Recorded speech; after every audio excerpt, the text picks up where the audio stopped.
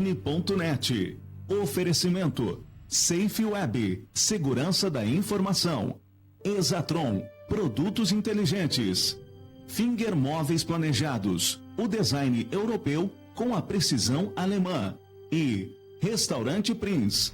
Apoio D1 Telecom, a internet mais rápida do estado. E Publivar On.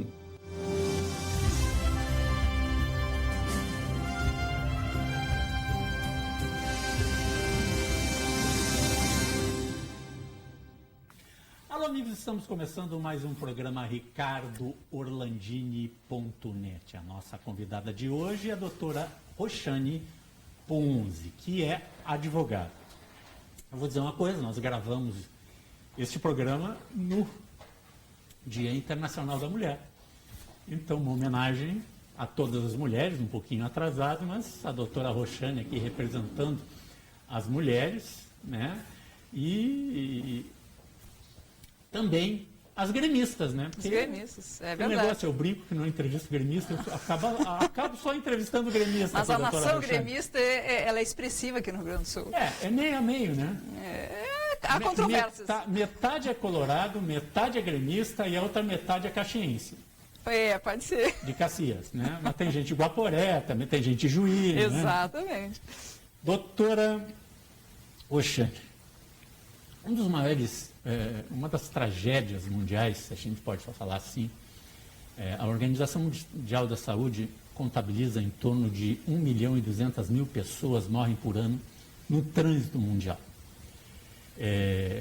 Em guerras, vamos lá, eu vou chutar, para cima, 100.000 pessoas. Não dá isso. Nas guerras urbanas, em torno de 120.000 pessoas. Tá? Morre muito mais gente nas guerras urbanas, como no Rio de Janeiro e outras cidades. No México morre muita gente nessa guerra das guerrilhas urbanas, na Colômbia, né? Esses países que estão envolvidos morre muito mais gente. Mas essa tragédia mundial nos traz a fazer algumas reflexões sobre o trânsito. E eu lembro de uma propaganda, eu era pequenininho, tu não era nem nascido. Tá? Tinha uma propaganda que dizia, não perca perca um minuto da sua vida, mas não perca sua vida em um minuto. Você tem que ter um cuidado no trânsito. Então, eu gostaria de discutir com a senhora hoje, falar um pouquinho sobre a questão do trânsito, que as pessoas têm os dois lados na indústria da multa e a indústria da não multa, né? Da infração, né? Tem essas questões que se briga muito, né? A culpa de tudo no Brasil são os agentes de trânsito, Polícia Rodoviária Federal, as polícias rodoviárias estaduais e os azuizinhos aqui em Porto Alegre são os responsáveis por todas as tragédias do trânsito, são eles os carrascos. Mas a gente sabe que tem muita gente que...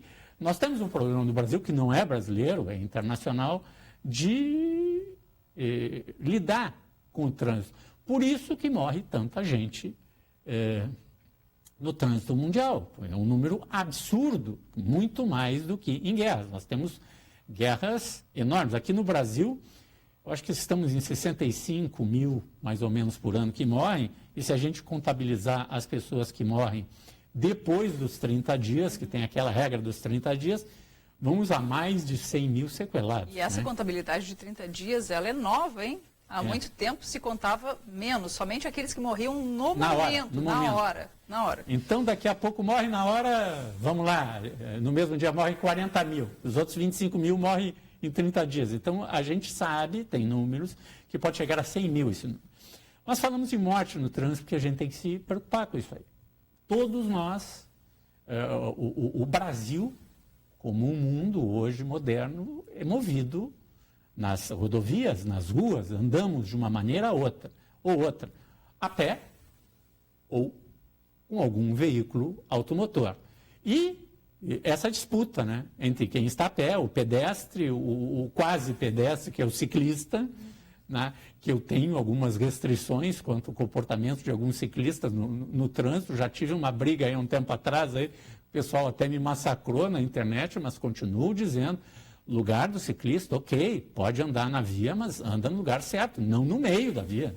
Não no meio da vida. As regras de trânsito valem para todos. né? Então, o ciclista tem que andar na posição dele, tá? E não de fone de ouvido escutando música também, porque eu não posso usar fone de ouvido guiando o carro, o motorista de ônibus também não pode estar escutando música e dirigindo o ônibus, nem motorista de caminhão, ninguém.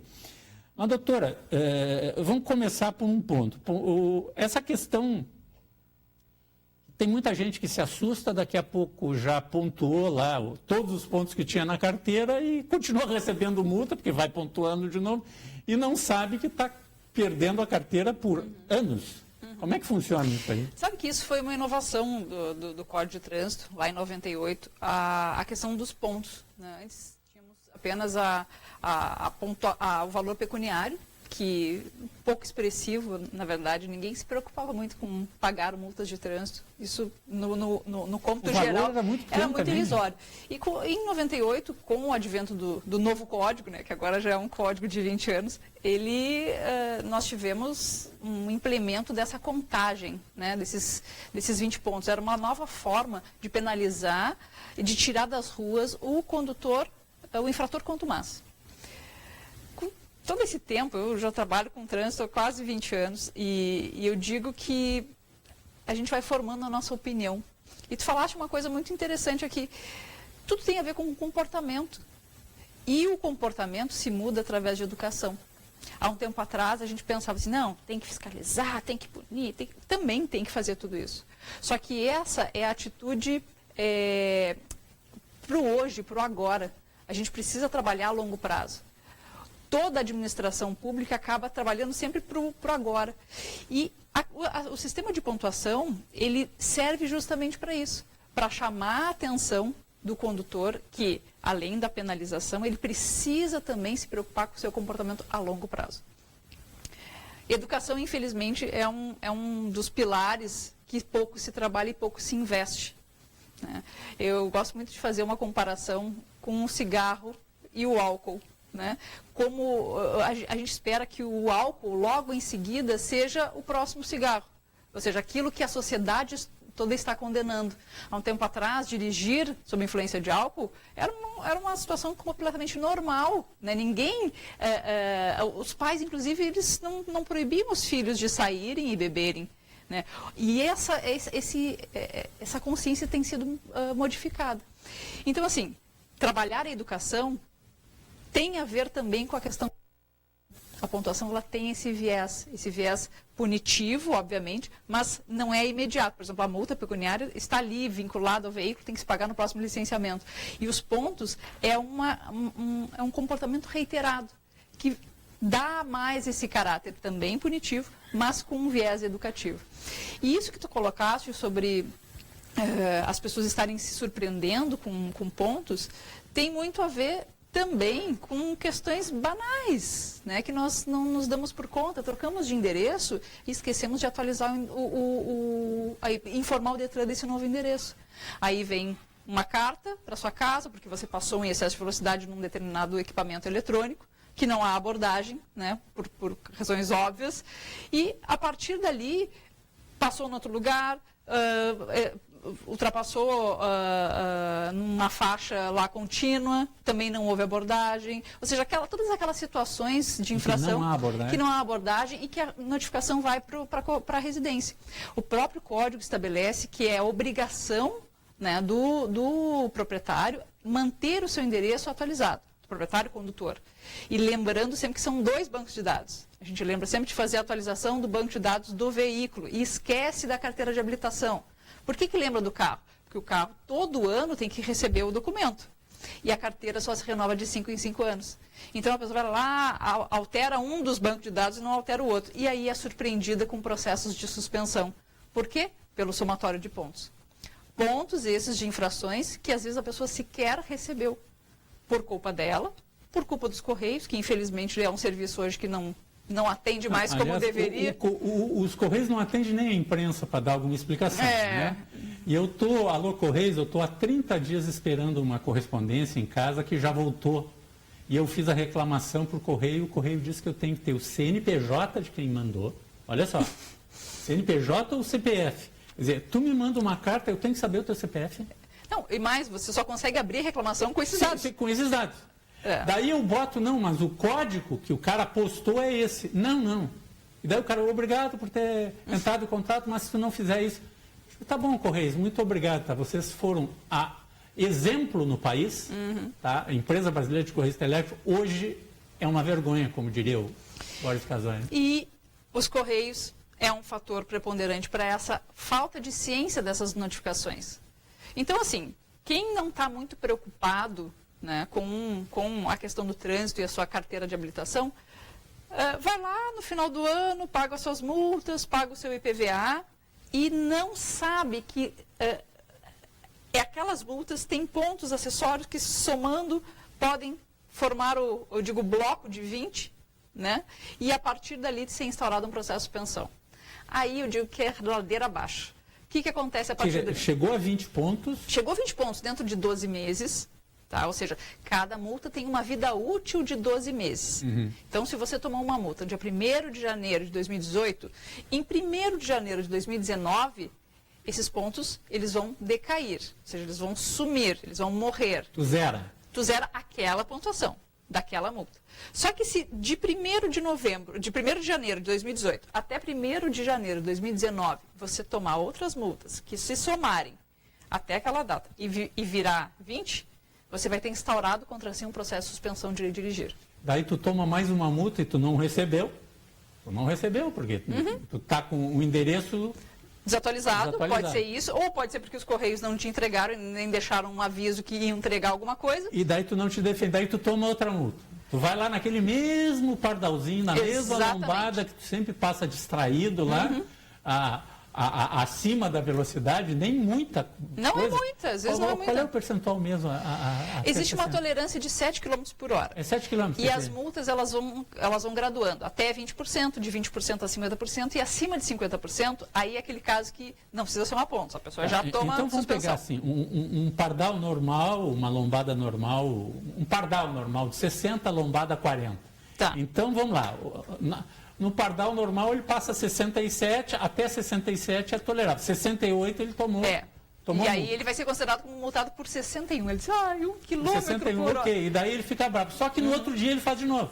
Ele faz de novo. Daí na volta ele passa de novo e toma outra. E toma outra. Quer dizer, num dia daqui a pouco, conforme forem algumas cidades do interior do estado que são cortadas por vários pardais, a gente conhece aquela região de Montenegro ali no entorno ali, sim. É um pardal atrás do outro. Quer dizer, na ida e na volta tu já tomou os 20 pontos. Tomou os 20 pontos. Se tu foi distraído a 68. Tá? Porque não é que esteja marcando 68 no seu velocímetro. Todos os velocímetros têm um erro, né, doutora? Tem uma margem de erro, exatamente. Por isso esse 67. Isso. E dependendo da velocidade, essa margem de erro vai aumentando. Aí o cara passa 80 onde era 60. Daí piorou a coisa. Já piorou a coisa. A verdade é que o quê?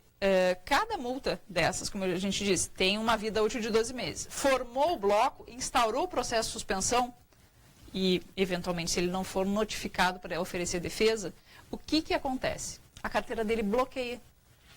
E isso é uma das coisas que mais eu tenho encontrado no escritório. Pessoas que, nossa, doutora, eu vou ter minha carteira cassada, eu não estou sabendo de nada. Olha essa multa aqui de R$880. O que é isso, Ricardo? Quando a pessoa tem a carteira bloqueada por uma suspensão, que ela sequer sabia, e ela continua trafegando, e ela toma uma multa normal. Chegou na sua casa. Estacionou na rua.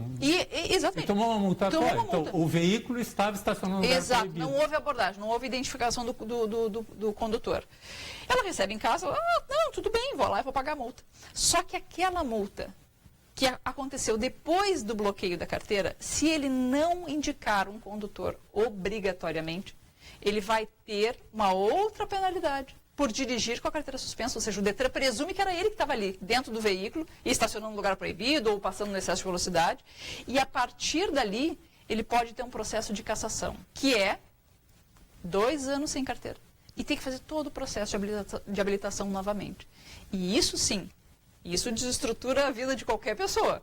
Porque alguém que é acostumado a dirigir... E precisa do carro? Ficar 2 anos. Mas não só isso, não é só 2 anos sem dirigir. Chegou ao final dos 2 anos, para eu ter novamente uma habilitação, eu tenho que fazer todo o processo novamente.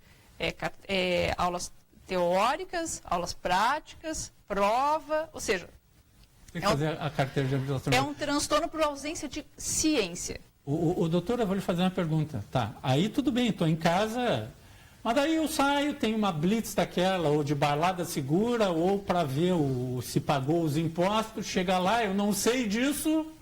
O que acontece na hora? Eu dou a minha carteira de motorista? Você vai dar a carteira de motorista, o agente de trânsito vai olhar no sistema, porque hoje em dia é muito difícil que um agente de trânsito não tenha acesso, e se ele não tiver acesso, ele passa o rádio. Né? Essa é a orientação. E ele vai ver que a carteira está bloqueada. A partir dali, a pessoa tem a carteira retida, se dá início ao processo, ao cumprimento da suspensão. Já pega ali, e já fica pega com o carro ali também? O carro ele só não vai para o depósito se apresentar algum condutor habilitado para tirar o carro dali. Chamar alguém para ir tirar o carro. Não aquela pessoa não pode mais guiar. Não, aquela pessoa não pode mais guiar. Então, a partir dali, você está ali tranquilo, Virou um inferno. Passou na balada segura, você pode nem ter bebido, entendeu? Mas chegou ali, foi fiscalizado e identificado que estava a carteira suspensa, é a pior forma que tem. Aí, inclusive para poder se defender. Tá? Perfeito.